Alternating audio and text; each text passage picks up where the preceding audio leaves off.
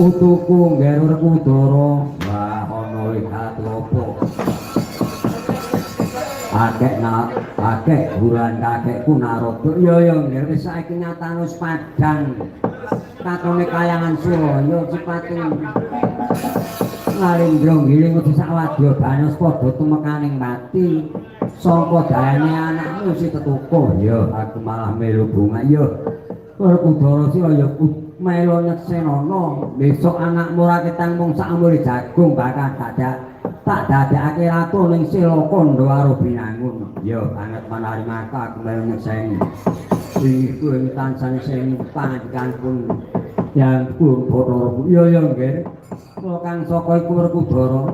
katubusane satu mesti padha singkira kabeh ya ndak panik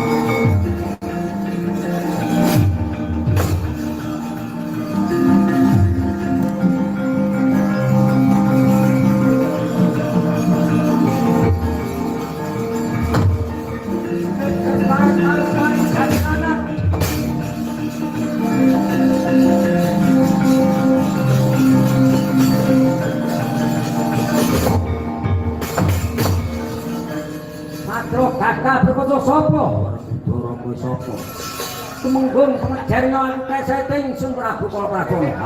Nek patine kotiku tungkakku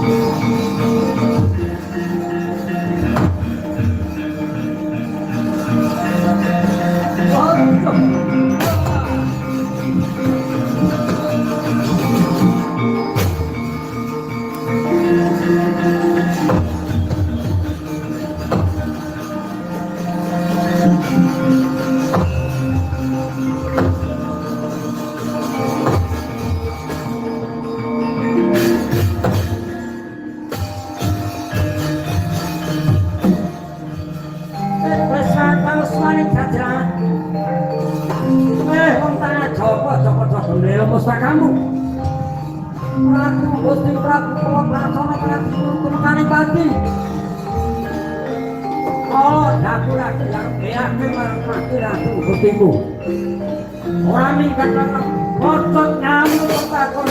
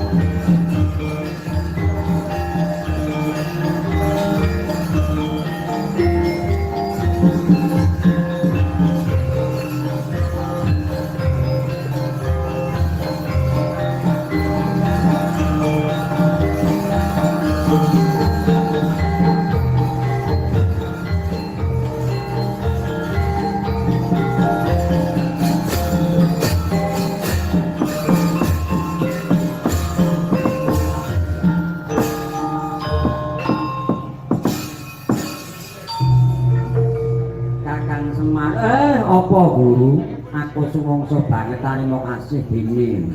putuku Kadrekata bisa madhangake kayangan Culaya Kak iya mula Kakang Semaya melu nyejeni besok yen wis kadewasaning Kadrekata ora ketamung saumure jagung bakal dadake ratu ning Selaka Ndawara Binangun kula melu nyejeni ya Kak ya aku tak melu nyejeni aja nganti lali lho guru ya Kakang yen aku lali ya mula aku ya tansah nderek memuji sak pengere aku sak kanca mbok ngono kleru pangapura lan aku nderek donga kagungan damel kayan garwa mandhaping putra ingkang sampun dipun islamaken tansah manjya teguh rayu widodo wilujeng panjang wismagung rejekipun wit sak menika dumugi sak alaminipun kula sak rombongan sedaya para tamu ingkang rewang wonten praiten tansah manjya widodo wilujeng ayam tentrem rukun saged sumpul rejekipun Allahumma ngaten